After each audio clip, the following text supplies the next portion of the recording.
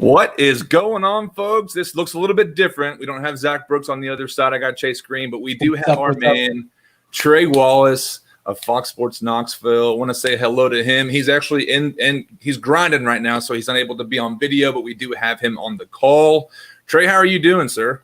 Guys, good evening to you. I'm glad to be back on. It's been a hot minute, but seems like we got a lot to discuss over the last 24 hours. It kind of went from 0 to 100 real quick.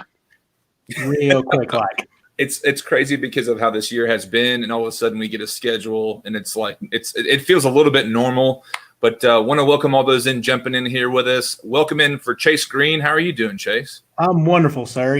Just treating COVID as best as I can right now. So having sports back, I'm loving this NBA starting at 1:30, rolling through. I'm working real hard if my bosses are watching, but of course I have a side piece over here on laptop. But other than that, dude, it's wonderful. Got to make the announcement to make sure everybody watching knows what's actually going up. But we do want to let everybody know this is Chat 10 Sports. If you're new to us, make sure and check us out at chat10sports.com. Find everything from our social media platforms, podcast feeds, our fan groups. In case you're in the Chattanooga, Tennessee area, you can actually not jump, but actually come out and watch some Vols with us this fall. But this is our Vols episodes. And we've got Trey here. Everything came down the pipe yesterday. We have a schedule. The SEC is officially taking place. I know today we had some news as far as capacity, and we'll talk about that with Trey here in just a second. But folks, we want to invite you to comment along with us. If you have a question, thought, hot take, whatever it is you got, we want to welcome you in to do that. And Chase, tell us about our friends at Parkway Poorhouse. Well, as well, always, we're sponsored by the best wings in Chattanooga. My boys down at Parkway Poorhouse, they've been treating us nice ever since, week 2 or week 3 of the Titan season, and then onward for basketball and all the other fun events, man. They've been fantastic during all this.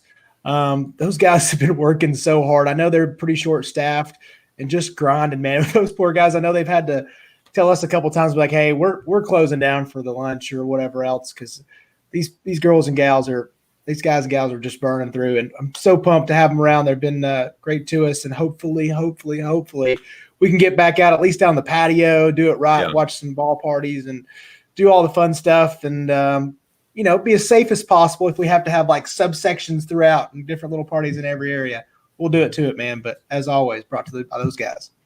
Yeah, and again, if you're new to us, make sure and check our podcasts out. We have it's growing by the day, it seems. Today we actually released our first episode for our Atlanta Braves podcast. It's called Hitting Dingers, but we have quite a few that you can find at chat10sports.com. But boys, let's jump into it here. We're here to talk some Vols, not some baseball, even though our guy, Christian Pache, has actually started for the Braves today. Or I think he's actually being called up. I don't know if it's today, but let's just jump in here. Obviously, Trey, last night, I know you were tweeting pick by pick and week by week, I should say, with the release of Tennessee's schedule. After you got the entire schedule out, give me your first initial thoughts with it and what sticks out and what obviously some changes are there. So I wanted to hear your opinion and thoughts on the schedule. Yeah, I thought it was, Tennessee starting off with South Carolina and Columbia.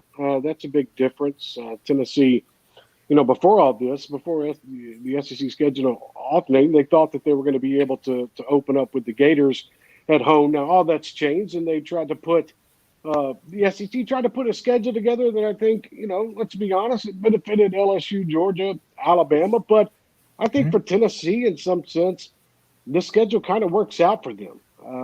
I think a trip to Columbia to start the year against a Gamecock team that I would hope Tennessee could go in there and actually win that football game. I know Tennessee fans are hoping that they would, and I think they actually should. But I think the big takeaway from this one is the back end of the schedule. That is week 8 through 11. You get Texas A&M at home. You got to go on the road to Auburn. You take a quick trip down I-40 to Nashville to play Vanderbilt. And then you get Florida. And in my opinion on that one, if Tennessee can somehow maybe pull out 3 out of those 4 right there at the end of that schedule, I think things line up for Tennessee in a good way to potentially get 7 wins. Because you look at that back end, okay, Texas A&M at home, and then you get the opportunity to play Florida at home in December.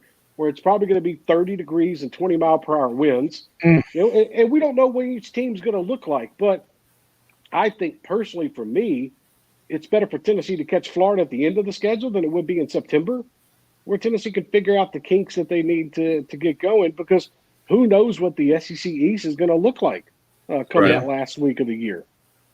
For sure. I was kind of wondering, because I know we talked about the back end of that, and especially getting these two back-to-back with Auburn and A&M. I know you kind of cut away OU, obviously, with just the SEC-only schedule, but do you think when you cut out OU, maybe in Charlotte, and add those two in, do you think our schedule is tougher with the 10-game or what would have been? Man, that's a good question. I haven't really dived into that. That's a good one. I think that, look, Tennessee players and coaches, they wanted the opportunity to go to Norman to kind of prove themselves, go out there and make a case that, okay, look, we're getting back on track. I think, they were disappointed they didn't get to go out there, but it's not the end of the world. Unfortunately, that game's probably not going to be made up because there's just no way to fit them into the schedule in the next couple of years.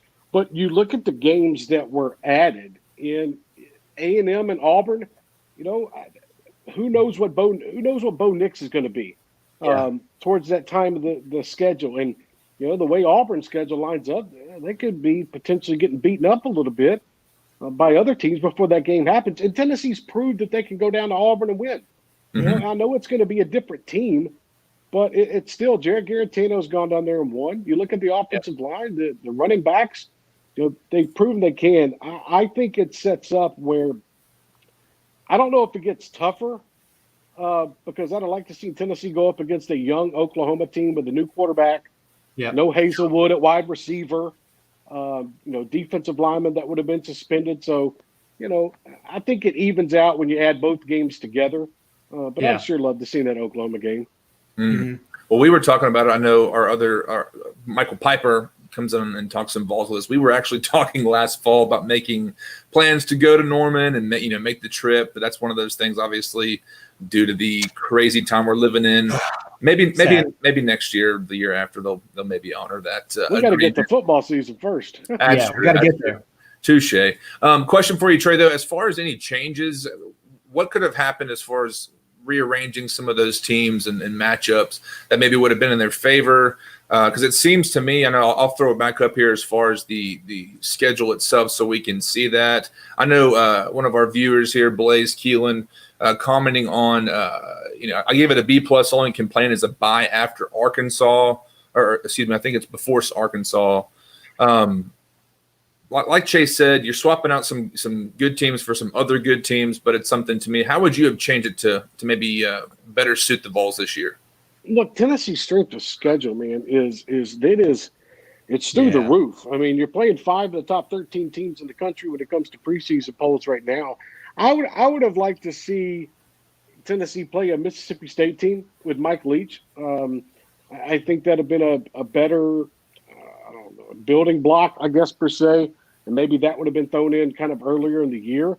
But when you really look at it, I don't know how much I'd really change from this thing. I mean, you're really not having to go far when it comes to Vanderbilt because, and this is not a knock at Vanderbilt, but you're not going to play in any kind of home environment, with them. So that trip is going to be short. That can even be a day trip for Tennessee if they really wanted to. Because we don't know what the travel is going to look like for these teams.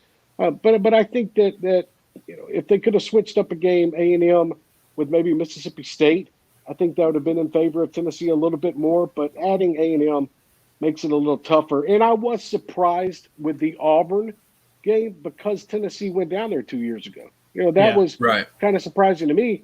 In talking to some people, they'd have much rather gone to Death Valley and played LSU early in the season compared to not getting LSU at all, than now having to go to Auburn late in the season. And I think it's because a lot of these players had not been able to go to Death Valley and play a game compared to they were just down in Auburn 2 years ago. Yeah. Obviously, yesterday, I'm going to jump into some Caden Mays talk here and even mentioning earlier the potential of the offensive line. We've talked about it, and even through COVID and everything happening here, it's for at least for me, and maybe some other folks watching here with us maybe feel the same way. I've kind of forgotten how good this offensive line could be with Cade Mays. But what do you think led to the denial of his transfer waiver coming from Georgia? There are so many variables that it's hard to take a guess. You know, I interviewed his former attorney, Tom Mars, last month, right around the end of June, kind of early July. And he had told me then, and I didn't know this just because I didn't keep up with it afterwards, just kind of waiting on an approval or a denial. But, you know, that he had stepped away from the case May 8th. And, you know, he was working with the NCAA at the same time. So trying to work for the NCAA and then also trying to represent players in their waivers, that doesn't really go together. And like he told me last night, he no longer works for the NCAA. So it's like a double whammy of, wow, okay. Now, you know, Tom Mars told me he handed over the case to Tennessee's compliance and additional legal counsel of what was needed, but I've been told mainly it's UT. When he handed that over in May, and judging by his reaction, I honestly think Tennessee was hoping that the NCAA was going to come in and grant the one-time waiver. Yeah. And when they didn't do that, and they pushed the inevitable off to January, where you know they're going to grant this, it put Tennessee, I don't want to say in a little bit of a bind, but it put them behind the 8 ball because the kid had already been on campus since January. And then guys, look at cases like JT Daniels. I mean, he got a transfer waiver request within, I want to say, a month and a half. Yeah, maybe 2 months. Weeks. Yeah, it wasn't even that long. And you know, and I know that the old joke is, okay, I guess you have to be a quarterback to get a waiver, but it really is try to just throw a dart at the dartboard and see which favor it comes out on, because I don't know what makes sense. Because Jeremy Pruitt said last night in his press conference, he said, and I'm paraphrasing, Cade May was not involved in any of the complications between the family and what was going on. So that kind of made me believe, wait a minute, what complications are we talking about? Are we talking about, you know, potentially the lawsuit with his father in Georgia, or are we talking about, you know, just a player that wants to transfer from Georgia? If you really break it down, guys, this is a player from the SEC East wanting to transfer to another SEC East school without having to sit out a year. He wasn't injured. He played all season at Georgia. So you're basing your waiver on, okay, whatever this toxic environment was at Georgia and losing Sam Pittman. But I don't see a lot of these intra-conference transfers happen. And I know people are pointing out Felipe Franks. Okay, well, Felipe Franks is going up there a graduate transfer. There's a big difference. Yeah. I don't know, guys. It's so complicated. Tennessee was caught off guard by it. And you know, look, I'll end it on this. They say they're going to appeal. My whole thought process on those is, okay, what are you going to do different in an appeal that you already did in the waiver? You know, maybe you get a different set of eyes that takes a look at it. But I'm sure the NCAA's got to talk with each other, right, Chase? I know you're about to say something. Yeah, it's just so confusing to me because I guess the paperwork part of it got pushed off till almost July, right? Because since they were trying to wait on the waiver to come through, and that's what they thought was going to happen. Right. And so it just, I don't know. It's always a big question with NCAA. It's like, you know, they keep telling you that they're going to get all this taken care of for the player. They're all for the player. But then it comes down to situations where, yeah, I know that everybody's talking about, well, he doesn't really have a hardship technically, I guess. But, you know, it was a whole different situation whenever he didn't come to Tennessee the first time around and come back now. But I don't know. We don't know what went on. Like that's not really. No. Yeah. I mean, look, what was, here's the funny part. What was brought up right when he wanted to transfer? His dad's lawsuit. Yeah. Okay. Well, where do you think that came from? Came from Georgia. Right. You know, that's how it got put out there in the first place. So when you really look at this thing, yeah, I think Cade Mays should be eligible. I think he should be able to play. I think every player deserves one chance. If a player, I don't want it. I don't like the fact that some people want to say, oh, you know, it's COVID and he wants to come home. Well, I'm sorry. It was January. You know, that really wasn't going on at the time. And I promise you, him wanting to transfer back home was in play a long time before January. Yeah. So, you know, there's some things that are just out there that are kind of wacky. Don't make sense. Yeah. I was looking down here at Herb's question. We'll throw a percentage. What are the chances he gets approved before the 26th? I mean, I would have to. I would. Tennessee had a good chance with Aubrey Solomon. I think they did good with Euros. Difference is, with one of them is one of them just needed more information and didn't get straight up denied. I would say there's probably a 60%. I'm going to go a little bit higher than 50. Okay. Take that. I think Tennessee can try to give more information or whatever's needed, or maybe something is settled in between. But I do think with everything going on in this crazy free Cade Mays movement on Twitter, look, all Twitter, right? These folks aren't blind, man. And if Philip Fulmer tries to really put his foot down and make this happen, never put anything past Philip Fulmer. So. Oh my, that's the truth right there. Now, I wanted to ask this question. I don't even know if this is possible. We wanted to just throw it out there. Is it a possibility if Tennessee just says, screw it, let's just go ahead and play him and just forget what the NCAA says? Absolutely not, because Tennessee, I know it sounds funny to a lot of people, and I actually get this question is kind of legitimate, because a lot of people, I think of Javonte Smart and what LSU was going to do. Like they were potentially going to play Javonte and then see what happens. Or even, the Will Wade stuff that goes down. A lot of the funny part is, the Tennessee fans want to say, well, okay, Will Wade's still coaching at LSU. Why can't Cade Mays play at Tennessee? Two different stories, two different sets of circumstances. Yes, I think the NCAA takes their time on things. I don't think they're perfect in everything they do. They try to money grab from the Power 5 conferences. I think it's obvious. And I think come January, we're going to be sitting here and these guys are going to be able to one-time transfer, and we're going to look back on August 18th and think, well, wait a minute. Why did we go through all this crap to begin with when you just granted it, here on this day in January? So, we'll see. Yeah. Well, Blaze Keelan comes in taking it to the record here that he will be cleared, says Trey Wallace, which no, we are not. We're not putting our stamp of approval on that. But 60%, that's a lot higher than I was anticipating when we asked that question for you, Trey. Yeah. Obviously, there's so many. It's a very complicated situation with the legal factors. Obviously, like you mentioned, coming from the East, it's and I think and it's one of those things. I hope he plays for the selfish reasons of watching him next to Trey, or I guess on the same offensive line as Trey Smith. But let's move on here, Trey. We wanted to ask you. I don't know how much access you've had to practices and how close you're able to get in there. But what have you seen thus far, and what do you think as far as, obviously they're probably knocking off some rust, but what has stuck out to you at some off-season camp? So just kind of take everybody behind the scenes here. I know everybody thinks the media gets into these things. We are not allowed at practice, and I get it. We'd have to COVID test all the time. Tennessee's not going to do that, temperature check, all that kind of stuff. Mm-hmm. But the good thing is you have sources in this business, and you build them up, and you figure out what happens during these things, even small tidbits. And what I was able to gather out of yesterday is the excitement level was through the roof to a different area. And it's probably because Tennessee, first day, really back out there with everybody working together and practicing. I know Jared Garantano was taking all the first team reps. JT Shrout, Brian Maurer were splitting the second team reps yesterday in practice. With Henry To'oTo'o, Quavaris Crouch, and now Jeremy Banks all working at that inside linebacker position, it's going to open up a lot of different areas for pass rushing for Tennessee. And having Jeremy Banks out there yesterday, I was told, kind of sparked some of these guys. It's been a while since he's been on the field. And he kind of brings something to that defensive linebacker core.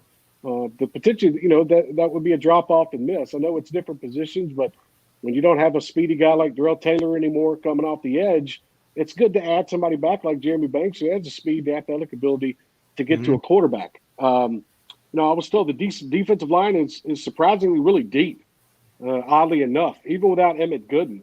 This is going to be a big year for Aubrey Solomon and Terrell Middleton. And, you could put Savion Williams in there, Greg Emery, you name it. There's a list of guys that Tennessee's going to need to put pressure on the quarterback, because one problem Tennessee had last year, you had too much time for these quarterbacks to sit in the pocket and pick off Tennessee down the field. And I think if they can get that more pressure coming up the middle, then completely off the edge from like Kavion Bennett off the edge. I think that's going to be key for Tennessee and what they're trying to do. Been told Kenneth George is a player that just keep an eye on him. The kid's been flying around the field. That's going to be a key for them. And the secondary, it seems to be set in stone right now. I mean, when you've got guys, Bryce Thompson, you've got Kenneth George, Alontae Taylor, Trayvon Flowers, and Tank McCullough, Jalen, I think you're pretty much set up in the secondary. So Tennessee was very excited about what they saw yesterday on the practice field. The coaches were, and the people that I got to speak with, and especially the addition of somebody like Wallace Jones at the wide receiver spot, knowing that they could slip right there in that slot position and get them that speedy guy that they need. I think that's only going to help Tennessee, especially to a receiving core that I know you lose Jawan and Marquez, but I mean, I'm telling you, you've got all these freshmen coming in. You've got Ramel Keaton, you've got Josh Palmer, Wallace, Cedric Tillman. Tennessee is going to have themselves a nice little stable to fit in alongside Hyatt, Weidman, Holiday, you name it. So something to keep an eye on. Yeah, and I wanted to take the question here. I know we're kind of wrapping up our time here with Trey, so make sure and stick with us after he is gone. But Herb Gundy comes back again, and Blaze coming in to agree. Do you see Keyshawn Lawrence starting, and if so, star or safety? I think he's pushing for a starting spot. I mean, we just talked about the depth that Tennessee has. If he doesn't start, I think it's something where, okay, he's in the 2D. You're going to see him a decent amount of the game at times, especially if somebody gets injured. God forbid somebody gets injured. He should be able to fit in there. I would think somebody with his size, they could potentially try to fit him at both. I mean, if you can get a dual spot where he's available to play that star, even more so in the secondary backfield, I think that's bigger for Tennessee. So if you can work him out, get him familiar with both of them, that's going to help Tennessee in the long run, because then you can fit him in on certain plays where, maybe you're throwing a different kind of blitz package at these guys that they might not be expecting. And look, the last thing I'll say is Tennessee needs to take advantage of all the athletic ability they have on this roster, and Keyshawn Lawrence brings it, and he's a big guy, so that should help. Yep. Big and athletic. You'll take as many of those guys you can get. Absolutely. That's right. All you want around there. That's right. Let's take one last question, Chase. Let's go for the sacred. Yeah. How close are we to the SEC championship? Where are we at, Trey? Dang it, boys. Are we thinking 10-0 or 9-1? You can just tell us now. Break our hearts. You know what? Here's the crazy thing. Last year before the season, I said Georgia's going to lose 2 games in the SEC. And what happened? Georgia lost 2 games in the SEC. Mm-hmm. I think the way that you don't – I know this is going to sound crazy, but Florida's got to open the year in Oxford against a Lane Kiffin offense that was just going to sling the football around. I'm not saying Ole Miss is going to upset them. What I'm getting at is there are some trap games in these SEC schedules that this is going to be crazy to sound, but Tennessee could be still in the SEC East run heading into the month of November. I mean, if you look at the schedule right here, South Carolina, that's winnable. Missouri, Tennessee should win that game. At Georgia, probably a loss, puts them at 2-1. Kentucky, they should win that game. Alabama, that's going to be tough. Probably put them at 3-2 with a loss, but they should beat Arkansas. That's 4-2. Texas A&M at home. I'm going to say they beat Texas A&M at home. That's 5-2. And then now you're looking at the last 3 games on the schedule. And if you can go 2 out of 3, if you can find a win against Auburn, or you can beat Florida at home, you're sitting there at that 7 wins. And we don't know what the rest of the SEC East is going to look like. What's Florida or Georgia going to look like? So I'm not saying this year. I think next year is a time where Tennessee can maybe start pre-buying some tickets to an SEC championship game because they're building up that talent. But don't look past the craziness this year. You just never know. Right. Yeah. It's always one of those things, man. I mean, it's why we show up and play, but it's just something, too, that obviously we've got to let Trey go here. Trey, thank you so much for coming on. Appreciate you, brother. Like we said before, it's been far too long. We'll have to do it again, maybe check back here in a month or two once the Vols have actually started to play. But make sure and follow Trey, as you see on the graphic there. Follow him, Trey Wallace _ on Twitter. Obviously, you can check with him every single day with Fox Sports Knoxville. Trey, thanks so much. We hope you have a great evening, sir. Thanks a lot.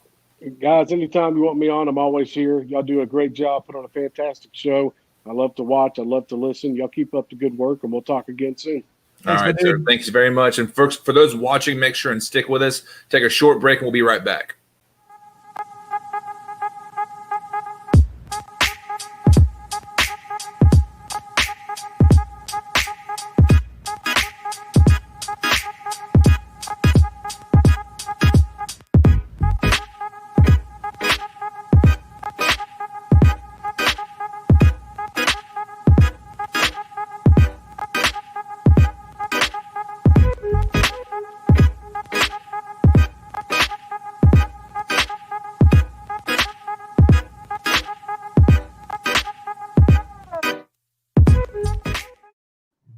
Hey. We're back, baby. Let's go. Obviously, Trey just shared a ton of stuff with us. And for those that are watching here, we do appreciate you tuning in here. It's something, obviously, this is fun for us to have great guys like Trey Wallace on and others.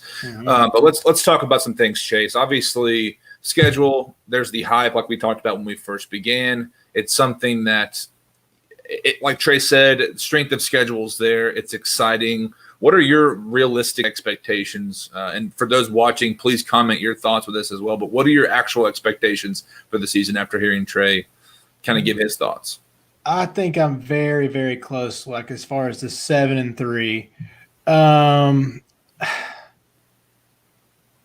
don't know if it's the exact ones because I always do feel like we're that Tennessee where it's going to be we lose one we're not supposed to, and we also win one. Like I could see us losing that Kentucky game and then winning at Georgia or something along those lines. Not saying that's what's going to happen, but just how. But man, it's very close. I think 7-3 is. If I was a betting man, that's kind of what I would go for. Yeah, if you're betting on an upset, what's the team that catches your eye as far as the potential? Because, like Trey said, South Carolina, Missouri, obviously we know the teams that it might be that question mark or maybe even a loss. But which one sticks out to you as the potential upset? I don't know. I think the Week 11 Florida. I really do think that plays a big factor. I know Trey mentioned it earlier, it's going to be 30 degrees and cold, and it's going to be pretty rough, and we're going to have running back depth, and we're going to have the big nasties. Hopefully Cade's back. I mean, hopefully that gets approved, and that's why I think I have personally high optimism for this team is because we have seen this Tennessee team is probably going to have one of the best offensive lines in the country, and that gets you a long ways with somebody like Eric Gray and the other guys we have in the backfield that are going to be rolling through. And, when you give JG time, he does pretty well. Palmer's good, and there's going to be some other guys come along that Trey mentioned as well in that wide receiver spot. It doesn't have the Juwan and Marquez that they had last year, but there's still talent. There's still talent. They're going to have time, and it's college football. Corners aren't going to be able to hang all the time on your second and third wide receiver guys. It's just give some more time and these guys will do well. Like, what are your thoughts? Do you think who's your upset, and what do you think? 7-3 also? Oh man, that's obviously the hope. I think that's the realistic expectation for everybody. Let me pull this schedule back up here. It is something to me, man. I just think the bye week going into Arkansas, which should be I would consider a potential blowout game. And if they're coming off of a potential loss with Alabama, that Texas A&M game is one that could be, if you get that win, you go into Auburn in that final stretch of that season, man, that's one of those things that can carry the momentum. I think this team has enough time with Jeremy Pruitt to know what, for him as a coach to know what to expect from the team. He's got a lot of guys going through his strength program, and obviously now getting back into camp. That Texas A&M game, man, I just think it is something, like Trey said, you just never know. But obviously I saw a Jimbo Fisher coach team is at Neyland, and who knows by that time. I know today, obviously Bill Lee and I think give me his name. I can't remember. Drawing a complete blank. Phil Fulmer, obviously announcing today that 25% capacity at the opener. But it's something to me, man. That Texas A&M game, if you have upwards of 50% or more in fans in Neyland, that's exciting, and it's something to me. Obviously, hearing Fulmer say that today, and if you're watching, give us your thoughts with it as well. What is a game that you would expect or be willing to even potentially bet on? As far as the Vols upsetting a team that they're probably not favored against, but yeah, man, what do you think about the 25% capacity? Is that something that you're looking for tickets now, or are you gonna wait for that? No, one of my buddies that lives in South Carolina is like, hey, if that game's playing, you want to go? And I was like, man, that's tough. That's a tough one because it's a good buddy of mine that I don't get to see a lot, and to go out to South Carolina to hang for a good weekend plus that, I was like, I just can't do it. It'd be, first off, 25% would be so weird. Mm-hmm. But I know I was talking to my roommate earlier about technically if Ohio State and Penn State aren't playing and Tennessee is at 25%, would they have the largest crowd in the nation this year? Mm-hmm. And of course, Texas A&M comes out and drops announces roughly 30%. And I was like, those guys, that's sneaky, man. That's sneaky. Going 30% just to win the biggest crowd award this year, Yeah. I don't know. I mean, would you I know with the kiddos and grandparents coming in, it's probably off your radar, I'm guessing. To be honest, man, right now it's something I probably will be staying home with the potential of those games happening, but it's something to me that I mean, as the months go on, and like Trey said, we just got to get to football season to make sure it actually happens. And obviously, we don't have a Miami Marlins team that's out there just going to some strip club to get some wings like old Lou Williams. But, I mean. Blue factor. Yeah. We'll just hope for the best. But I'll be honest, it's tempting to think about. Obviously, we went last year when they played BYU, unfortunate loss, but there's nothing like Neyland. There's nothing like, I don't know the limitations on tailgating. I'm sure there's some type of, groups of 10 or whatnot distanced out and spread out, but it's just something to me. They've cut it. They announced they will not. Yeah. Tailgating is on the table. Well, that's great for us because for all those in Chattanooga, come on down to Parkway Poorhouse. Yes. Here on the Vols. We've got some plans in the works with Parkway Poorhouse to obviously safely and socially distance, have a good little watch party, maybe some parties of 6 to 10. But I wanted to read some comments here, obviously following up. Corey Lester coming in here, the upset for Florida. Blaze is just throwing everybody out there. Georgia, everybody. Florida, but even talking about Texas A&M, Kellen Mond scares me 0%. Do you agree? He's 27 years old or something like that. He's like a 12th year senior again. I don't know. He's one of those guys. But yeah, he I don't know. He still has a game every year that it does scare me a little bit, but. Mm-hmm. He also has some rough outings, man. But I don't know. A guy's been playing college football for what feels like 8 years. He knows everything about it, so we'll see. I did want to go back to my good man Lee Connell. He said, it is Florida in December. There's been some tradition kickouts this year, not having Florida in mid to late September. Alabama stays in the third week in October. Vanderbilt, that's a weird one that's kind of just came about and stayed on as the Vanderbilt on Thanksgiving weekend has been like this miserable taste in my mouth for the last, 4 or 5 years. It's I used to be like, okay, that's cool. We'll get that dub and then get out of there. And then I've gone I've gone to both games at Vanderbilt and watched the losses. And I'm like, are you kidding me? This is what I come here to see after – Thanksgiving's my Super Bowl. That's just my favorite day of the year as a former fatty. You can't go wrong with Thanksgiving, dude. You can't go wrong with it, dude. And it's tough to see some of these weird traditions go. Yeah. But that's 2020, right?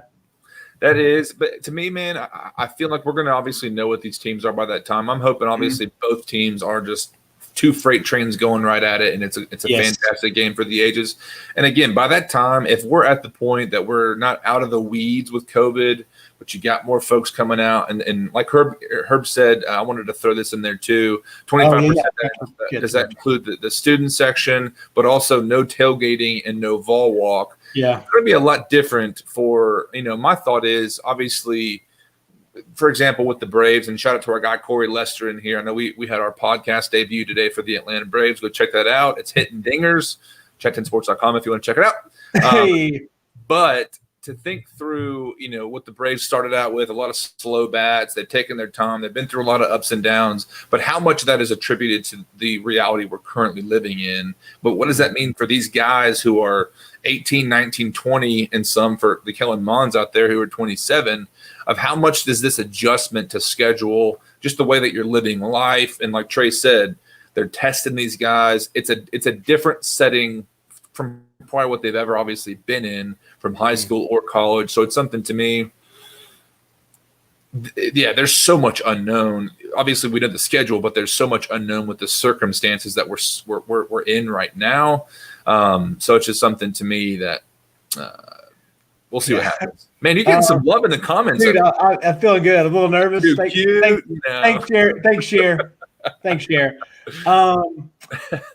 I was also listening to Trey's radio show today, and I know one of the guys that called in said he thinks that we're going to make it tops 3 games. Now, I don't know if you've seen a little bit of what's going on, like in the college dorms, like, and I can't. I'm going to be one of these people. I cannot complain about these kids. If you're going to let them go to school, they're 18 to 22, 23 years old. They're going to live their life because we're all doing the same thing. We're living our life to a certain boundary, and I've seen it. I know some of these kids are trying to do their best, but they're still going to go hang with their friends. They're still going to go out, and let's be honest.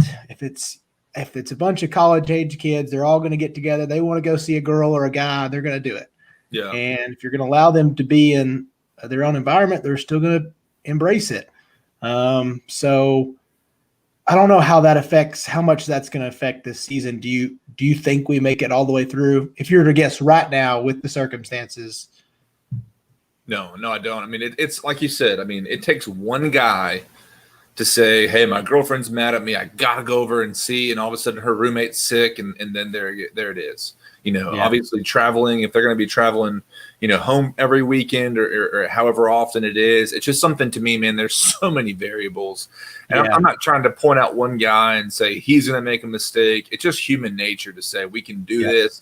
Now, we've obviously seen with the NHL, with the NBA, the bubble has proven itself to work. Even the NFL is having a lot of success right now. Yeah. I just hope that they take that approach.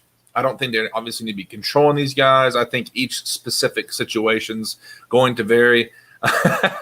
Blaze coming in here. Leave it to those ladies. I mean, we just can't resist. It's all the guys' fault. It's one of those things. We gotta get the ladies time with the ladies in there. But it's just something that so many variables. I know for us, it's easy. We take our computers home from work. We obviously can live our life within certain means. I've gotten to know my neighbors. And thinking about those guys, I knew my neighbors. I've gotten to know them better, I'll say. But if you're in a dorm with 30 other guys on a floor, to me, I'm hoping there's some type of structure with some type of accountability, or even just the guys taking it on themselves. Do you know? I'm assuming that this varies from place to place. Are all these players in the same dorm? I think freshmen have to be, but there's a lot to live off campus. Yeah. And see, that's the thing where if they're working part-time jobs, it's those little things. If it's on campus, if it's off campus, just takes that one person, to make that contact that it's going to be, someone's going to get contracted. Let's take a shot at here with Herb Goney. I know not the Vols, but isn't it going to be weird with no fans for the Titans games? What do you think, Chase? Let's redirect for the Titans, but because I'm thinking they're either going to, I know Fulmer originally said we hope to have full capacity, and here we are at 25%. Obviously, people are not wearing their masks. Do you see it being something that 25% goes up or down, and is it going to be weird if that is the case? Yeah.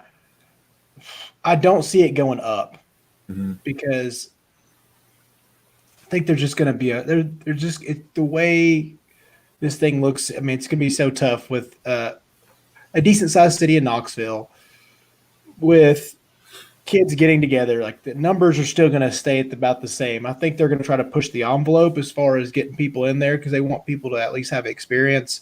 But 25% seems like it's going to stay there or get less. I think it's 25% or under.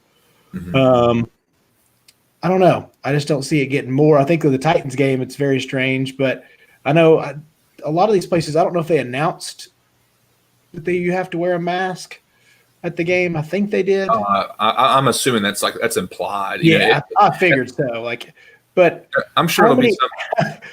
A great comment also from Trey's show today was how many videos are you going to get from, let's call it what it is, intoxicated SEC fans getting kicked out of games for not wearing their mask? Oh, yeah, goodness, man, that's just one of those things. I know I was watching something about how a grocery store, they've got certain. It's crazy to think that these people are dealing with those guys that refuse. I saw some. Weird. Yeah, I mean, some guy basically doing his kick slide pass pro on a customer for not wearing a damn mask. And it's something. I know we've talked about it since. I mean, basically all summer. Every week that we've gotten together, COVID obviously comes up. But to me, like Herb said, is it going to be weird? Baseball, to me, watching baseball has not been weird. I enjoy the fake noise, the crowd noise. For the NHL, for the hour and a half, it seemed like the Predators were still in the tournament. It's something that it wasn't weird, to be honest. It's kind of funny how and saw a guy on Twitter today talking about how speaking of the Titans, they're looking for a backup quarterback. And Trevor Simeon's a guy that they worked out, and I think it was DeShone Kaiser. And now everyone's screaming, those guys suck. And it's like, let's just get to football, baby. Let's get there. I don't care if it's weird to watch. I don't care how it feels. It's football. I genuinely hope that these players stay safe, for coaches as well. To me, it just comes down to don't try too much too quick. And I know Fulmer, like we mentioned, he wanted full capacity. Let's just take it slow. And I agree with you. I think that 25% is either going to stay the same or it's going to go down because, to be honest, the risk. And I know in the NFL, the first 6 to 10 rows will be blocked off to protect players and coaches. Put them in the second tier or even the upper deckers if that 25% is actually going to get in. To me, it's just not worth the risk, in my opinion. So no, just kind of eat it for this year. I know people are not excited about, especially season ticket holders are not excited about not getting to sit where they usually get to sit. If you're on the 50, you might be on the 20 now or whatever else. And there's going to be social distancing. Nobody's going to be packed out. There's not going to be a student section really. I mean, I'm sure there is, but that's going to be limited. So would you even want to go as a student whenever you can just go hang and do your thing at an apartment complex or whatever else, It's still going to be social distancing. It's still going to be strange, but I know they want to at least give some people an experience. So I don't hate it. It's not something I disagree with. It's not something I'm going to go to personally. But people still want to go. So have at it. It's your freedom.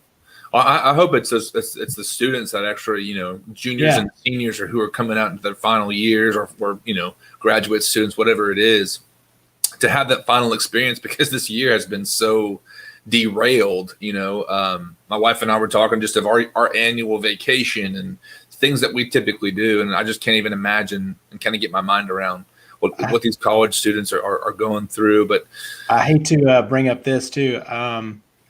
One thing that's probably not going to happen because there's no band really. There's not going to be a run into the tee. That's sad to think about. Sorry. That's one of those things. No. I didn't know that. You're kind of catching me, getting a little raw reaction here. I mean, I don't know, man. This year's been so weird. It's just something. Obviously, it'll be good to see it. Maybe they have some type of video to play on TV that that has some semblance of that. And obviously, I'm sure they'll be piping in Rocky Top, or just spread the band around the stadium in the seat, man. And just have somebody conducting from 50-yard line or something like that on the sideline. But yeah, the new norm, as we're saying, I hope it's the new norm for about a month or two, and I'm hoping, and again, just wear the mask, wash your hands, socially distance, and everything like that. It's just something I'm hoping. Some people have their thoughts that November 4th is going to magically disappear, but we'll see what happens there. Yeah. Chase, just here's some hate for some Chase from Blaze. You could have kept that to yourself instead of breaking my heart, Chase. Blaze, I want you to go home. I want you to go back off your computer whenever you get done watching our full show. And I want you to go watch all the videos, the hot videos, run through the T. Just take if you guys want to have like a little mini marathon of like hype videos from, let's say, I'll even go back to I think it's probably 94, 95, all the way up. We'll just run through those. I ain't scared. We're going to put it on here and just watch it live and react. Yeah. You guys can come out. We'll do it live. Well, let's wrap this baby up, man. It's been a very good episode. Obviously, thanks to everyone for checking us out. In case you're new to us, I'm Trey Wynn. This is Chase Green. Or I guess on my other side since my camera's reversed. Dude, it gets me every time. But check us out at chat10sports.com. We're going to start kicking out some Welcome to Valhalla, our Tennessee Volunteers football, basketball podcast with Chase, Michael Piper. See how he's doing. He's actually in the process. He's engaged and getting ready for a wedding coming up. House. Our boy is just doing all the live things. So let's go, baby. But make sure, in case you're new, if you're watching this, hit the like, the follow, retweet, follow button on Twitter in case you're watching it there. We're actually on YouTube as well. So make sure and subscribe to the page there. Hit the notifications, the whole 9 yards, whatever they say on YouTube. We've got everything firing up right now. We're very excited. Hitting dingers with Corey and Trey and Andy and all the boys. So it's going to be a good one. And then, welcome to Valhalla, Tighten Up Talk. We're going to try to do one of those this week. So yes, sir. Yeah, keep an eye out for that. And if you just go onto any podcast platform, type in Chat 10 Sports, all of our podcasts will be right there. But Chase, good to see you, man. Pleasure as always. Thank you, Trey Wallace. Also, yes, sir. Much love, my dude. Much love. Absolutely. Y'all have a great week. Peace out.